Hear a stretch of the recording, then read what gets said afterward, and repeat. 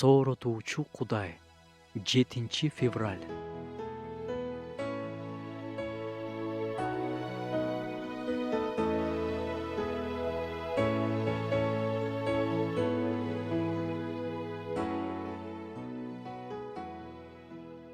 Иса Машаяк өзгөчө инсан. Ал куткаруучу. Бул гана эмес. Иса адамдардын жашоосун толугу менен өзгөртүп коюлган Кудай. Сокур үчүн ал жарык. Ачка болгонго ал нан. Суусаганга тирүү суунун булагы.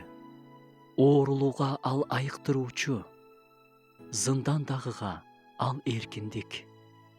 Жалгыз адамга дос. Жолоочуга жалгыз жол. Акылдуу адамга акылман. Оорулууларга дарыгерлердин дарыгери. Күнөөлүү адамга арачы. Текеберге соттоочу.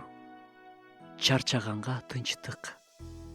Кайгырган адам үчүн кубаныч. Окуган адам үчүн тирүү сөздүн булагы. Жакыр үчүн байлык. Карызы бар адамга кечирим. Мен үчүн болсо Иса ушунун баардыгы. Сен үчүнчү?